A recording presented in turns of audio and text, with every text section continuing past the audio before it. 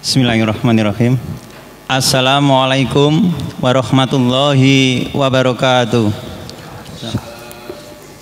Innal hamdalillah nahmaduhu wa nasta'inu wa nastaghfiruh wa na'udzu billahi min shururi anfusina wa min sayyiati a'malina.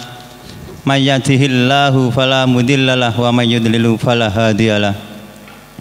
Asyhadu an la ilaha illallah wahdahu la syarikalah wa asyhadu anna Muhammadan abduhu wa rasuluhu amma ba'du. Bapak-bapak, ibu-ibu peserta kajian LKI yang dirahmati Allah dan dicintai Allah, kita senantiasa bersyukur kepada Allah atas kenikmatan yang Allah berikan kepada kita dan kebaikan yang Allah tawarkan kepada kita, sehingga pada kesempatan malam hari ini kita masih bisa bertemu dan berkumpul dalam satu majelis ilmu yang Allah cintai dan Allah berkahi. Amin. Dan semoga penyalipan dalam perspektif Islam dan dalam pemaparan nanti apabila kurang akan dalam session tanya jawab. Pada beliaunya Ustaz Rabuddin kami persilakan. Assalamualaikum warahmatullahi wabarakatuh. Alhamdulillahirabbil alamin, hamdan katsiran thayyiban mubarakan fi kama yuhibbu rabbuna wa yardha. Allahumma la sahla illa ma ja'altahu sahla wa anta taj'alu khazna idza syi'ta sahla. Allahumma inna nas'aluka ilman nafi'an wa rizqan thayyiban wa amalan mutaqabbalan. Jamaah taklim malam Ahad yang dirahmati Allah Subhanahu wa taala.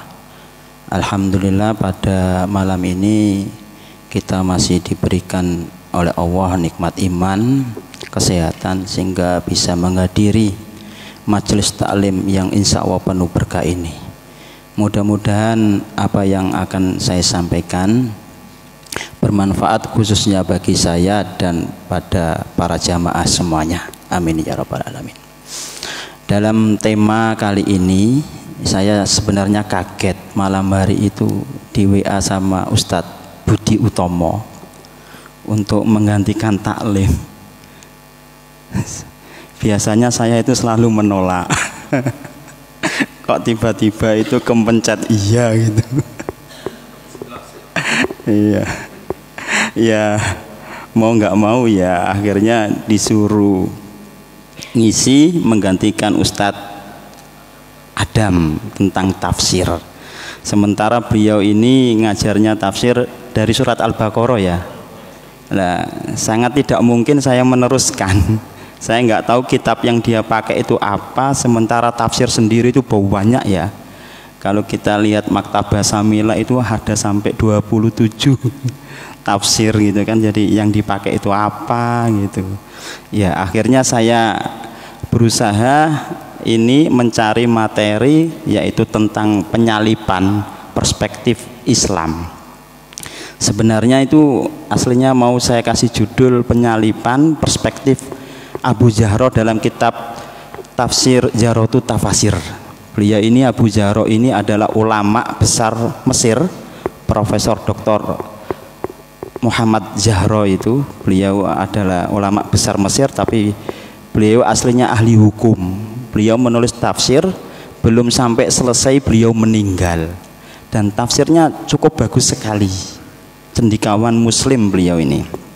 Nah, berbicara mengenai tafsir ini pasti berkenaan dengan Al-Qur'an ya, karena yang ditafsirkan itu Al-Qur'an.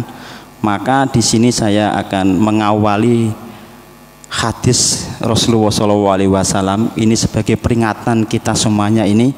Man qala fil Qur'ani bi ra'yihi falyatabawwa maq'adahu minan nar.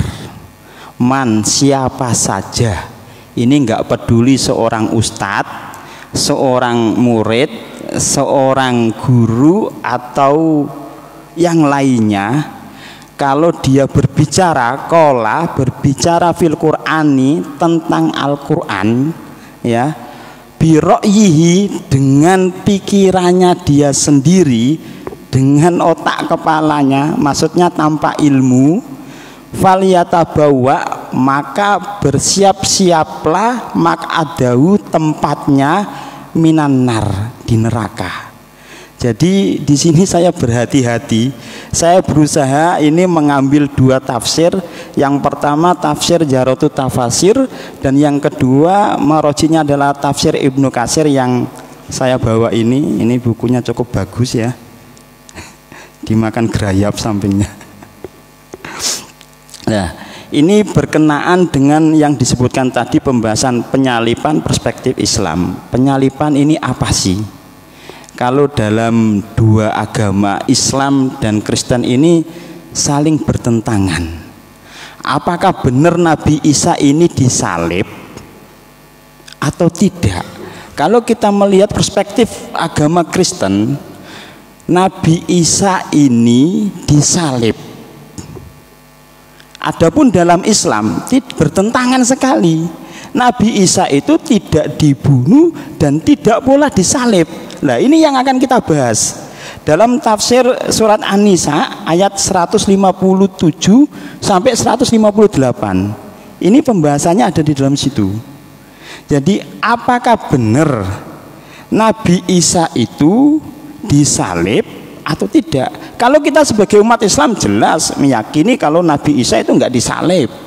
Tapi bagi orang awam, ya, nanti ketemu teolog-teolog Kristen, ya, itu akan ragu kalau Nabi Isa ini dibunuh lalu disalib untuk penebusan dosa. Ini kalau orang Kristen, ya, itu kalau bahasanya bukan Nabi Isa, ya, orang Kristen itu Yesus Kristus gitu loh. Yesus itu disalib, dibunuh, disalib untuk penebusan dosa-dosa manusia, sehingga manusia itu nanti akhirnya dimasukkan ke dalam surga. Adapun dalam Islam, penyalipan itu sendiri, pengorbanan untuk penebusan dosa itu enggak ada. Karena Allah itu maha bijaksana, hakim, enggak membutuhkan pengorbanan orang lain untuk dibunuh, penebusan dosa itu enggak ada. Jadi ini sangat bertolak belakang, dan ini menjadi perdebatan sengit antara teolog Islam Muslim sama teolog Kristen. Ini menjadi perdebatan yang sangat sengit sampai saat ini. Sampai saat ini tentang apakah Nabi Isa itu dibunuh lalu disalib, ya, itu dalam klaimnya orang Yahudi. Adapun untuk umat Islam enggak, Nabi Isa itu tidak dibunuh dan tidak disalib. Akan tetapi ada seseorang yang diserupakan, ya, dengan Nabi Isa, lalu dia ditangkap, dibunuh. Sementara Nabi Isa itu diangkat oleh Allah Subhanahu wa taala, dibawa ke surga. Nah, ini yang akan kita bahas, ya.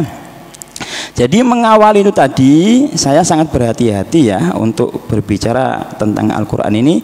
Man qala fil Qur'ani bi ra'yihi falyatabawwaq maq'adahu minan nar, ya. Itu sebagai peringatan lampu merah bagi saya, ya, terutama bagi saya yang akan menyampaikan ini harus hati-hati. Jangan sampai menafsirkan Al-Qur'an itu karena basicnya bisa nahu sorob, menerjemahkan bahasa Arab, menerjemahkan Al-Quran, akhirnya diterjemahkan, ditafsir-tafsirkan. Ini bahaya, ini sangat bahaya, tidak sesuai. Karena tafsir itu enggak sesuai dengan kita menerjemahkan, itu langsung kita, oh gini-gini, enggak, ya, banyak makna yang tidak sesuai dengan terjemahan. Jadi apa sih penyalipan itu? Kalau penyalipan itu sejatinya adalah hukuman, ya, bagi seseorang yang telah melanggar, melakukan perbuatan yang tidak sesuai dengan hukum, dengan cara dia itu, kalau bahasa Sedayunya, dipenteng, ya, dipenteng, dipaku tangannya dan diikat. Itu Itu adalah penyaliban. Tetapi sebelum dilakukan itu, seseorang yang akan disalib itu dipukulin dulu, dicambuk dulu sampai lemas. Itu yang dilakukan pada waktu zaman Kekaisaran Persia. Lalu dilanjutkan di zaman Kekaisaran Romawi.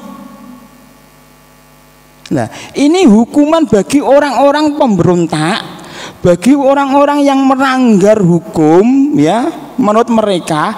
Dan biasanya ini penyaliban ini dilakukan terhadap orang-orang yang memiliki status rendah, kayak budak.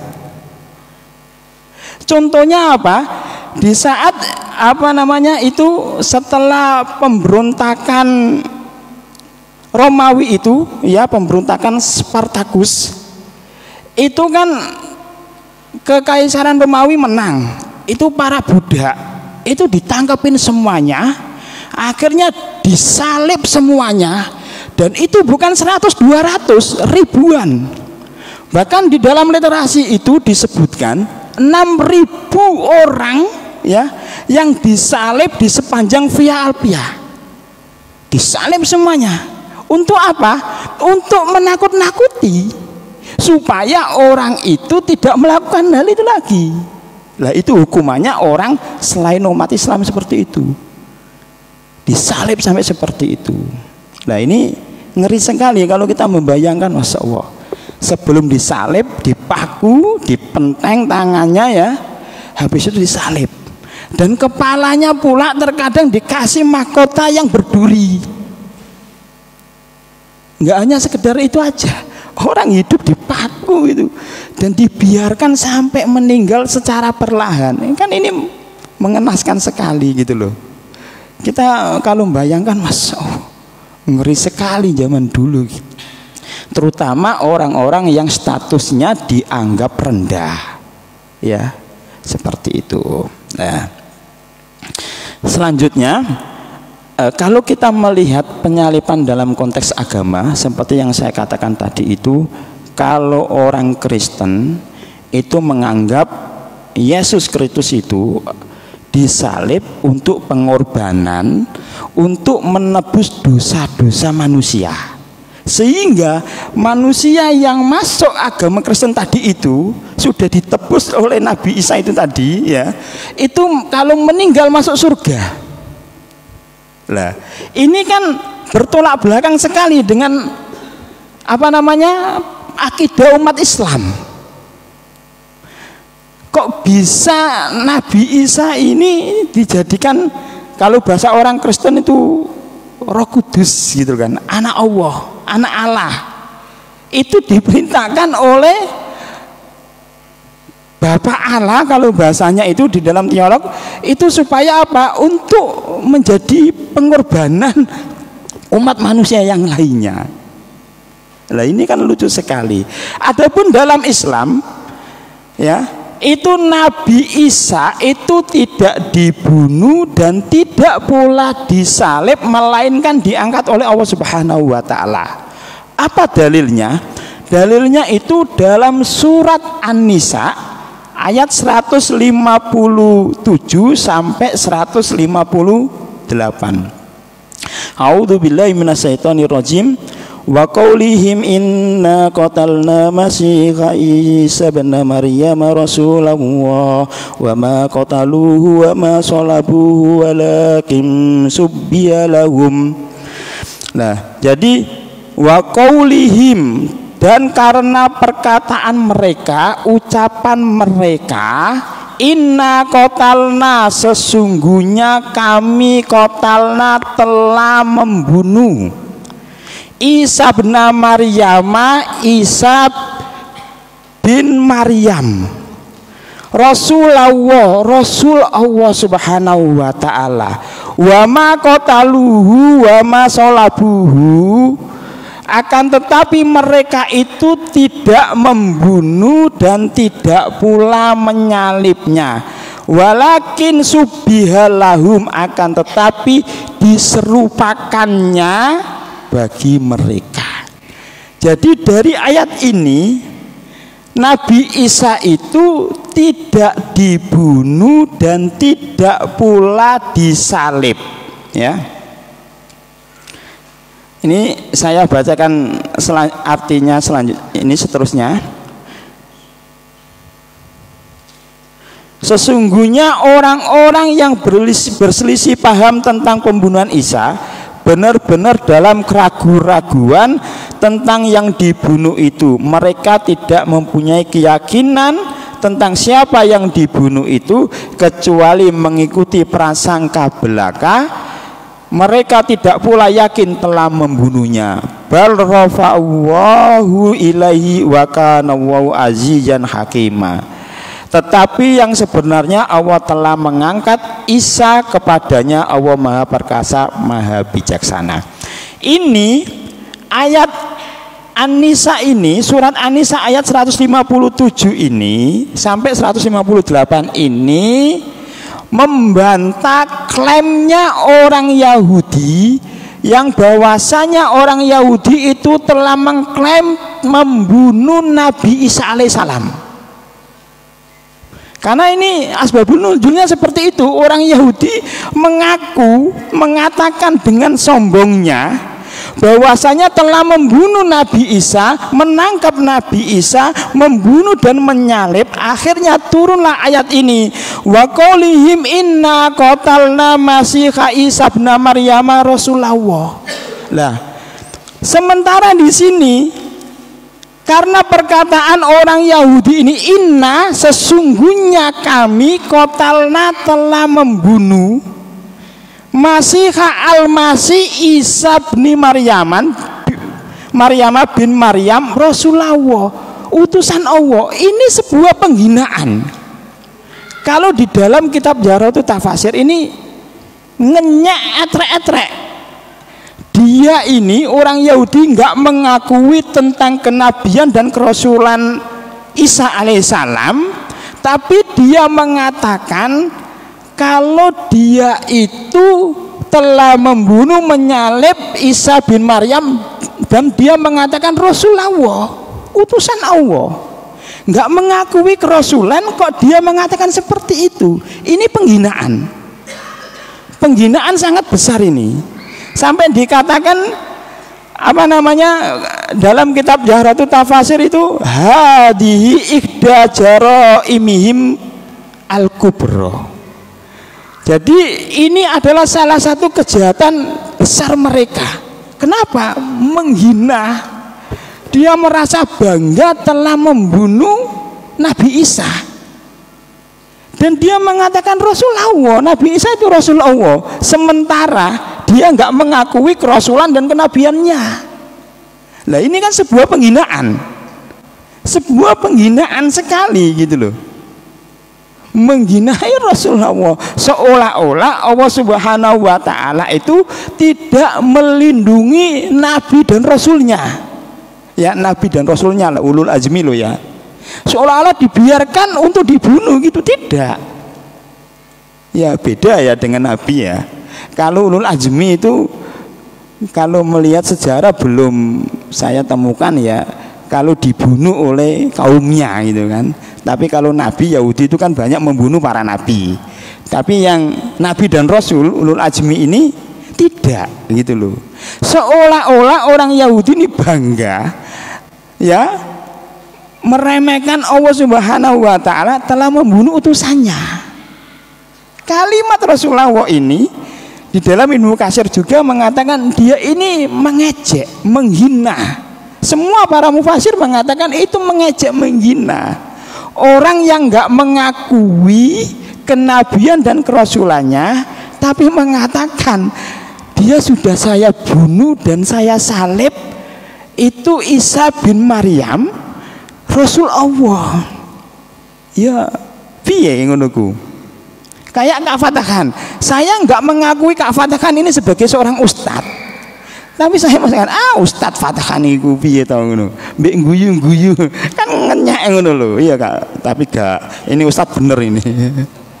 Ya. Jadi nggak seperti itu. Jadi ini benar-benar penghinaan. Maka dalam ayat ini kita tafsirkan ya, bukan saya ya, ini dalam kitab tafsir Jaratul Tafasir, wa qaulihim inna qatalna masih Isa bin Maryam Rasulullah. Ini beliau mengatakan hadihi ikhda imihimul kubro.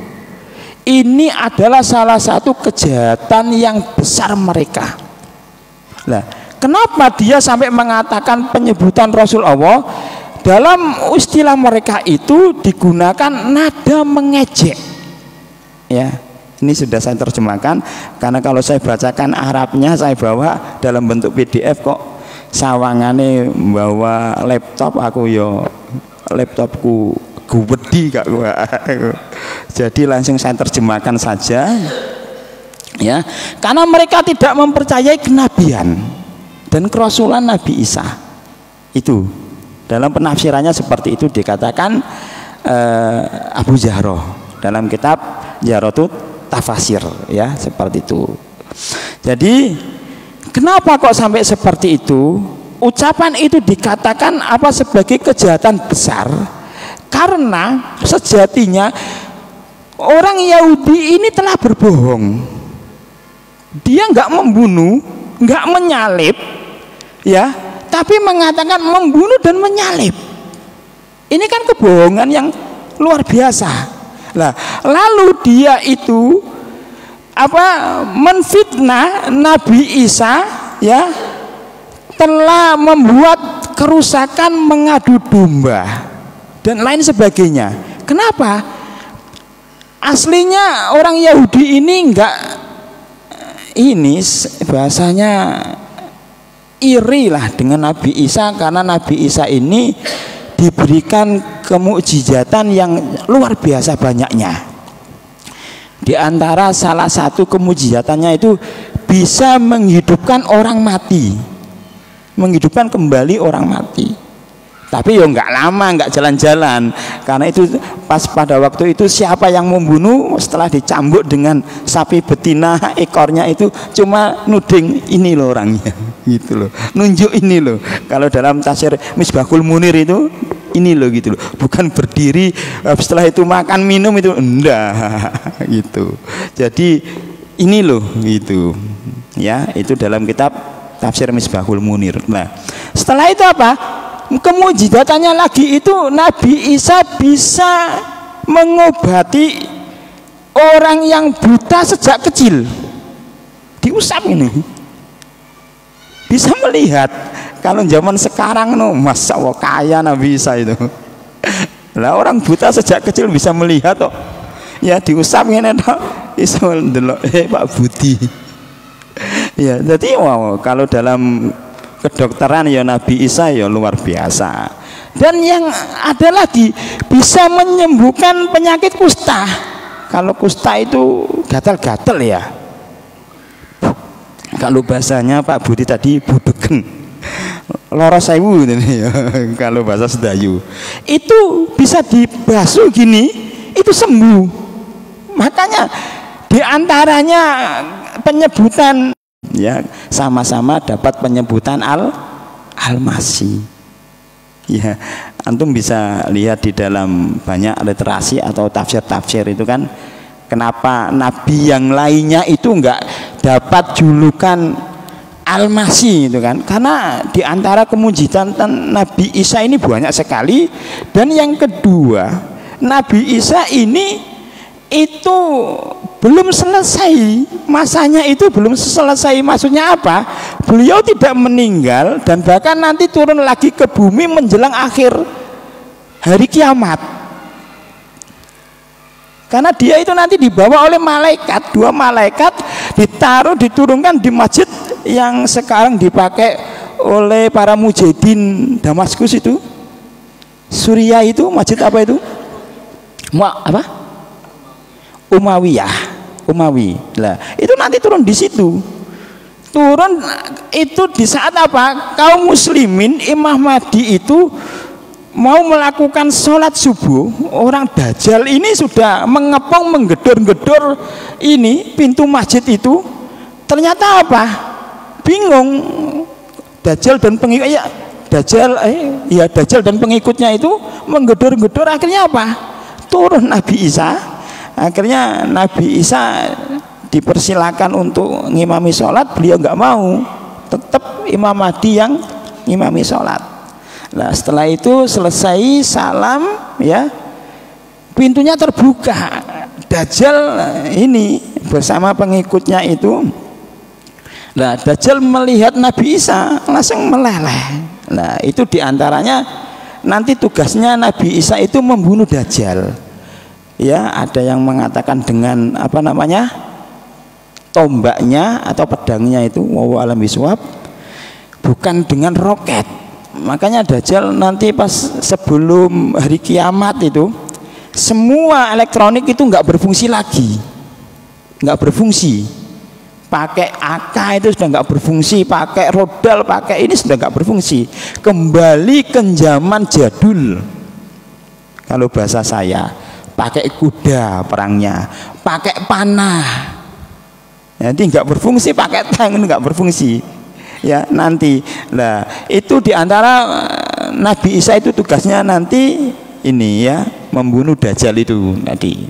Ya yang membunuh itu bukan ini, bukan pakai roket, bukan pakai itu, tapi ya seperti itu. Lah itulah diantara salah satu kenapa Nabi Isa dijuluki Al-Masih, dapat gelar.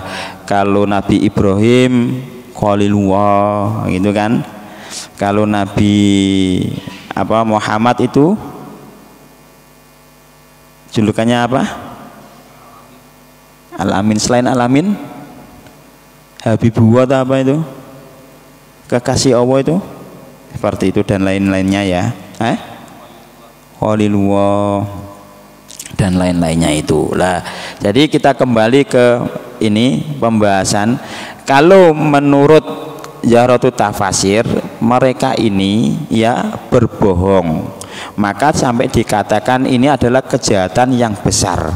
Lah berbohongnya apa? Dia itu iri sebenarnya tadi dengan kemujizatan Nabi Isa. Akhirnya dia menfitnah kepada penguasa Romawi, berbohong tentang dirinya ya, tentang Nabi Isa, membuat tuduhan palsu dan berusaha menyerahkan Nabi Isa itu agar disalib. Mereka mengatakan sebentar ya, aku tak minum dulu ya.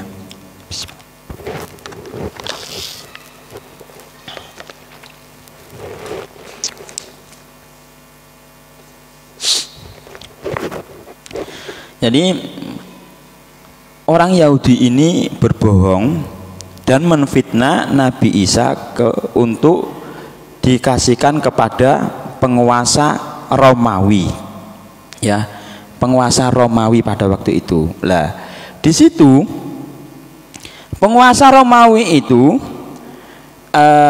akhirnya apa? Nabi Isa ini kan sering disakiti oleh orang-orang Yahudi ya. Akhirnya nggak betah, difitnah dan sebagainya, itu nggak betah ya. Akhirnya beliau Nabi Isa ini pindah ke Damaskus. Nggak berhenti di situ ya. Orang Yahudi ini menfitnah ya, menfitnah kalau Nabi Isa ini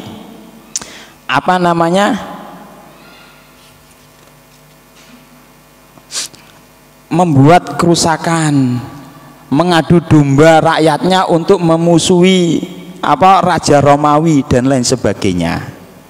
Akhirnya apa? Akhirnya Raja Romawi ini itu mendengar, nggak seneng, ya kan? Memerintahkan wakilnya yang ada di Damaskus itu tadi supaya menangkap Nabi Isa dan menyalibnya, dan kepalanya dikasih mahkota berduri. Nah, akhirnya apa? Ya, Nabi Isa ini kalau dalam tafsir Ibnu Katsir ini ada perbedaan pendapat ya. Hawariyun itu temannya Nabi, pengikutnya Nabi Isa itu dikatakan 12 orang dalam tafsir Ibnu Katsir, juga dikatakan 13 orang, ya kan? Ada juga dikatakan lebih dari itu, Nah, ini ada perbedaan dalam tafsirnya itu. Nah, setelah itu apa? Nabi Isa dengan dan ibundanya itu, ya, Maryam itu dan pengikutnya itu tadi, 12 pengikutnya itu tadi, ya, itu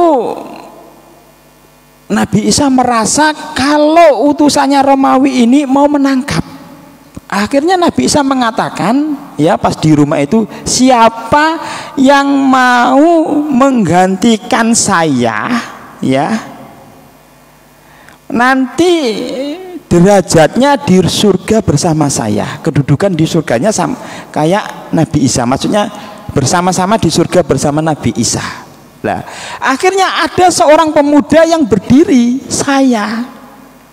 Nah, Nabi Isa nggak setuju. Jangan, kamu terlalu kecil, masih terlalu muda. Ya, terlalu muda, bukan terlalu kecil postur tubuhnya, tidak. Ya, tapi terlalu muda. Akhirnya Nabi Isa mengatakan itu lagi, kedua kalinya ternyata pemuda itu lagi berdiri yang siap. Ya. Setelah itu apa? Ketiga kalinya Nabi Isa mengatakan itu lagi, ternyata pemuda itu, ya sudah, berarti kamu yang dipilih. Nah, setelah itu Nabi Isa ditidurkan oleh Allah Subhanahu wa taala. Tiba-tiba atap rumahnya itu, kalau bahasanya atap rumahnya itu lubang, ya, Nabi Isa itu diangkat oleh Allah Subhanahu wa taala. Sebelum orang-orang Romawi tadi itu mengejar utusannya ini, ya, membuka pintunya itu, Nabi Isa diangkat. Nah, yang ini temannya itu tadi, ya, teman hawarinya itu, teman setianya itu, pengikut setianya itu, wajahnya dirubah, ya, persis Nabi Isa, dan suaranya. Akhirnya dia ditangkap, lalu dia dibunuh dan disalib. Ini dalam kitab ilmu tafsir enggak disebutkan namanya.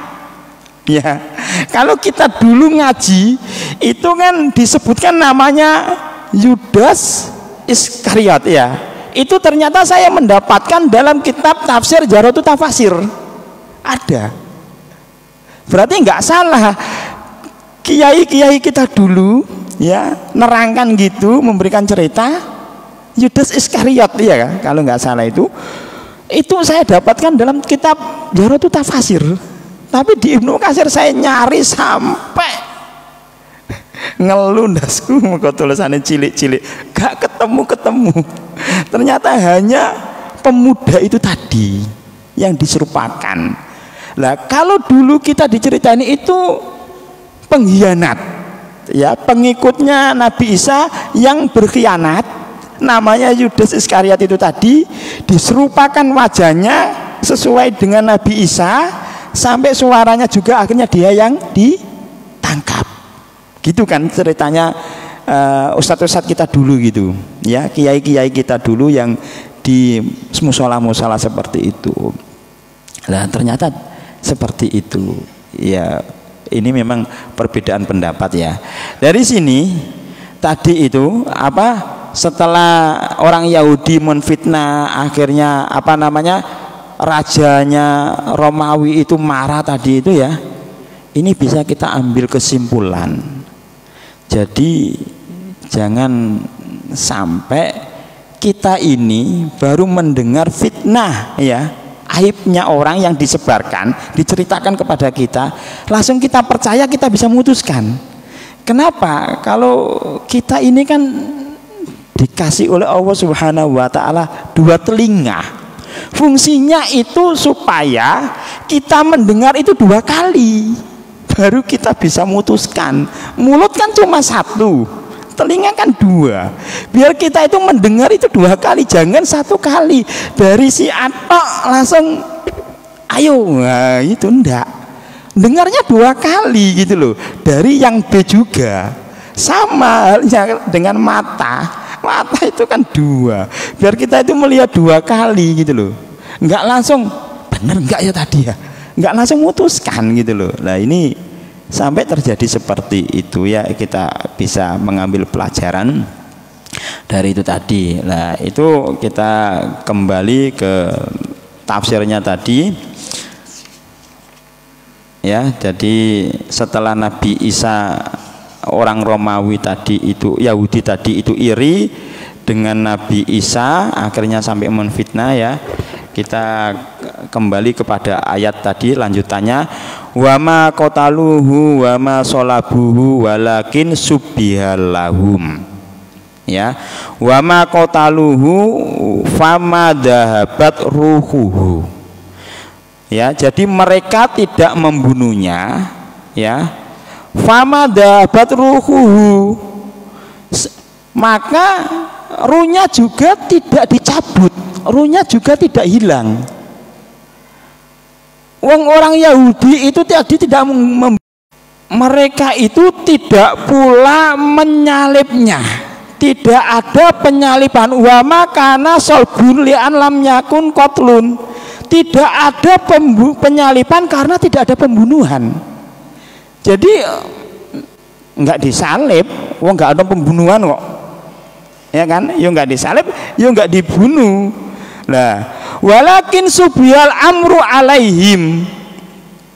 Namun perkara itu dibuat menyerupai mereka sehingga ya fadhannu maktulal masluba huwa masihu, sehingga mereka menyangka bahwa orang yang dibunuh dan disalib adalah Isa al-Masih. Wa makana huwa balkana maslubu maktulu ghairuhu, padahal yang mereka salib dan mereka bunuh adalah ghairuhu, selain Nabi Isa. Jadi yang dibunuh tadi itu seperti yang saya ceritakan itu bukan Nabi Isa, ya, orang lain. Salah satu pendapat mengatakan pengkhianat, ya, yang bernama Yudas Iskariot itu tadi. Salah satu dalam kitab Ibnu Katsir adalah pengikut setianya Nabi Isa, yang sukarelawan untuk diserupakan dengan Nabi Isa, karena menginginkan kedudukannya tadi surga. Sopo sing gak pingin, ya, Nabi mengatakan sopo sing kepingin sama saya nanti di surga, mau jadi korban ndak? Ya pasti mau, ya kan? Seperti itu. Siapa yang nggak mau? Lah, dalam ayat ini kenapa kok ada penafian solabu, penafian penyalipan setelah pembunuhan? Nggak cukup hanya kotaluhu saja, pembunuhan saja, tidak. Karena orang Yahudi mengatakan membunuh dan menyalib. Membunuh dan menyalib. Kalau orang Yahudi mengatakan membunuh saja, mungkin ayat ini ya cukup kotaluhu. Jadi ini penafian ini, wama kotaluhu wama solabuhu, nggak dibunuh dan tidak disalib. Ini adalah apa? Untuk membantah orang Yahudi. Nggak cukup, kotalu tok itu saja nggak cukup, karena dia mengatakan disalib juga. Orang disalib ya belum tentu dibunuh loh, ya kan? Orang dibunuh belum tentu disalib. Jadi ayat ini dua-duanya penafian, wama kotaluhu wama solabuhu. Ini untuk menjawab klaim mereka, ya. Jadi memang redaksinya bagus sekali, redaksinya indah sekali gitu loh. Walakin subbihalahum, akan tetapi diserupakan ya bagi mereka, lahum, seperti itu. Jadi intinya dalam penafsiran ini, Nabi Isa itu tidak dibunuh dan tidak pula disalib, akan tetapi yang dibunuh dan yang disalib itu adalah orang lain yang diserupakan dengan Nabi Isa. Jelas ya ini ya, jelas. Nah ini dalam keyakinan umat Islam. Adapun malam ini nggak mungkin saya membahas keyakinan orang Kristen teolog. Ini waktunya kan cukup ini ya, jadi nanti ndak malah saya juga kurang begitu menguasai, karena apa namanya, ahli-ahli kristolog itu kan bukan saya faknya gitu loh. Jadi itu kayak Zakir Naik, Ahmad Dedat, itu yang fak-fak seperti itu. Jadi bukan saya ya, itu tentang dialog-dialog kristolog itu ya. Jadi seperti itu. Oke, jadi sampai situ saja saya cukupkan ya. Barangkali ada pertanyaan, silakan. Kalau bisa ya saya jawab, kalau nggak bisa saya mohon maaf ya, karena tidak semua pertanyaan itu wajib dijawab seperti itu. Monggo. Ya, monggo Bapak-bapak. Ada yang ditanyakan, kami persilakan. Yuk, Ustaz Wafik.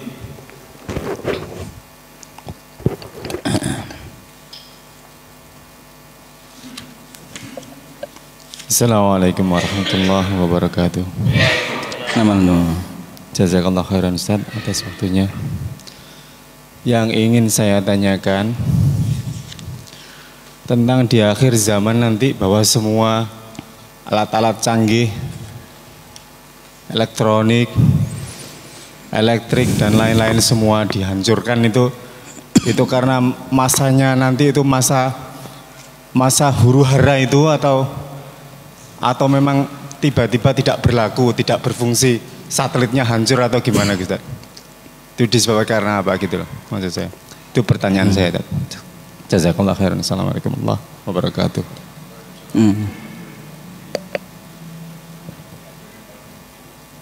Sudah? Oke, langsung saya jawab ya. Jazakumullah atas pertanyaannya. Apakah elektronik nanti yang nggak berfungsi itu disebabkan huru hara atau disebabkan hancurnya alam dulu ini ya. Jadi penyebab tidak berfungsinya elektronik itu dalam salah satu kitab yang saya baca itu karena ada sebuah meteor yang jatuh ke bumi menyebabkan semua elektronik ini menjadi tidak berfungsi. Karena itu memang salah satu tanda akhir zaman, tidak berfungsinya seperti itu. Jadi dalam sirah itu apa namanya, benda itu yang saya baca itu tidak disebutkan hancur dan tidak pula, tapi di situ hanya disebutkan tidak aktif, tidak bisa dipakai.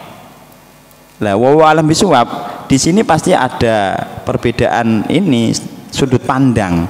Apakah itu elektronik semuanya itu akan musnah? Kalau elektronik semuanya musnah, maka kenapa kayak panah nggak musnah gitu loh. Intinya di situ tidak berfungsi. Kalau sudut pandang saya dalam memahami konteks hadis itu tadi itu tidak berfungsinya ya nggak berfungsi, bukan hancur, hilang, tiba-tiba hilang kemana, itu tidak. Kenapa? Di situ juga kan masih ada alat panah, ya kan, ada pedang, ada tombak dan lain sebagainya. Bisa jenengan buka dalam kitab ini ya, karangannya Abu Fatihah, itu di situ ada tentang huru hara akhir zaman, disebutkan semuanya di situ. Itu Indonesianya. Kalau Arabnya ya nanti kita adzan dulu, itu gimana? Kita adzan dulu, nanti kita sambung lagi dengan 2 pertanyaan lagi, tidak apa-apa.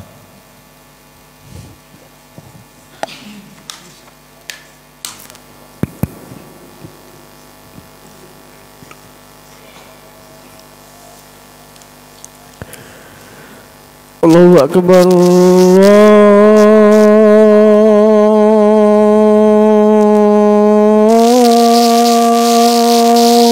Akbar, Allahu Akbar,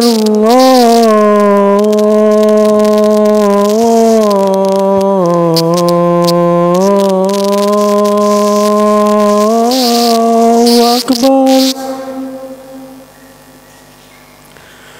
Asyhadu an la ilaha illallah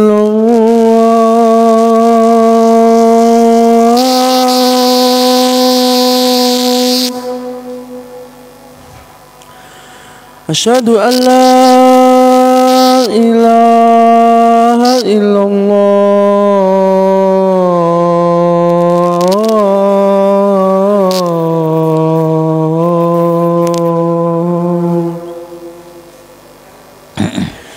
Asyhadu anna Muhammadar Rasul.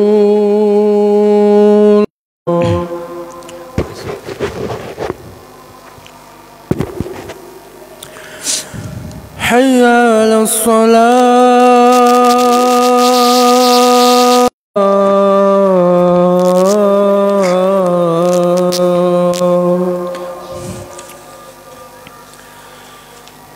Hayya 'alal falah.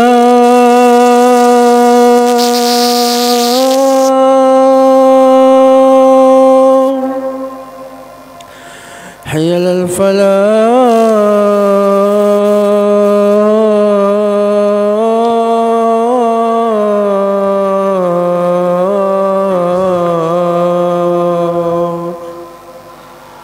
Allahu Akbar.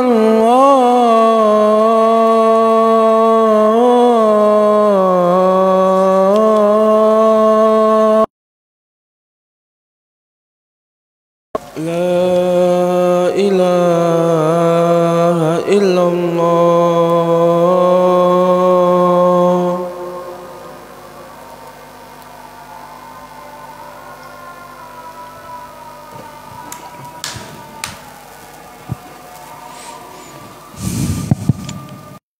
Nabi Isa atau Yesus yang menurut orang Kristen kok sampai dicari, ingin disalib dan dibunuh di tiang salib itu. Terima kasih. Assalamualaikum.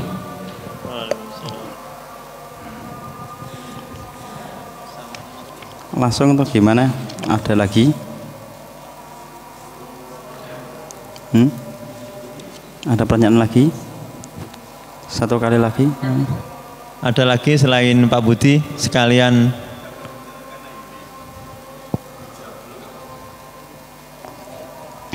Oke, saya jawab dulu. Apa dosa Nabi Isa sehingga mereka ingin menyalib ya? Sejatinya Nabi Isa itu tidak dosa.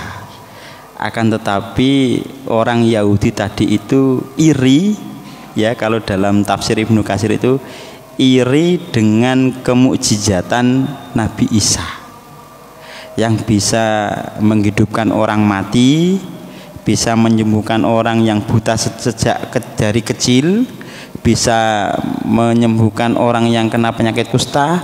Bahkan Nabi Isa juga itu bisa membuat burung dari tanah liat, ya, setelah itu bisa terbang, semuanya dengan izin Allah loh ya.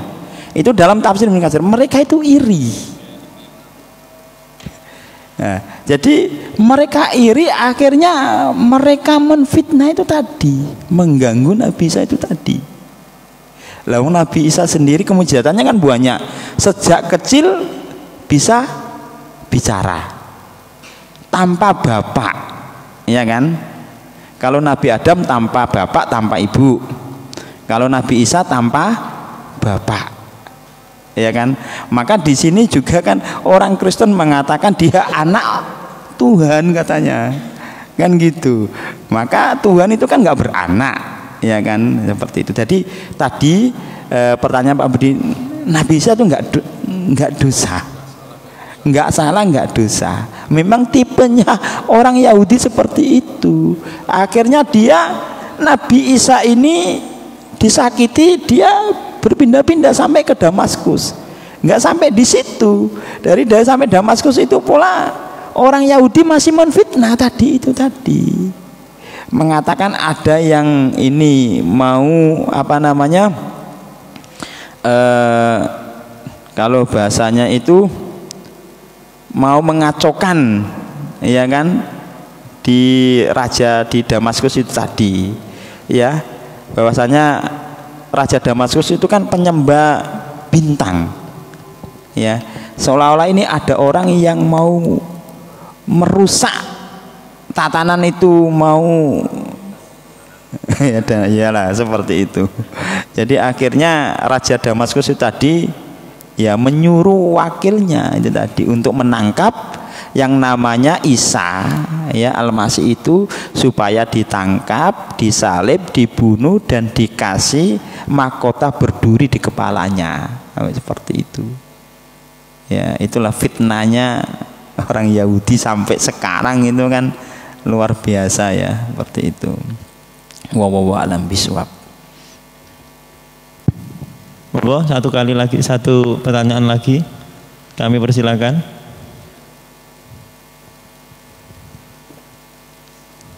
Kalau sudah tidak ada, kami cukupkan kajian pada malam hari ini.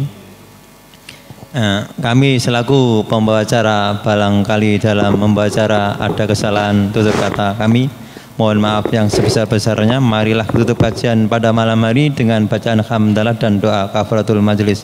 Alhamdulillahirabbil alamin. Subhanakallahumma wa bihamdik asyhadu an la ilaha illa anta astaghfiruka wa atubu ilaik. Assalamualaikum warahmatullahi wabarakatuh.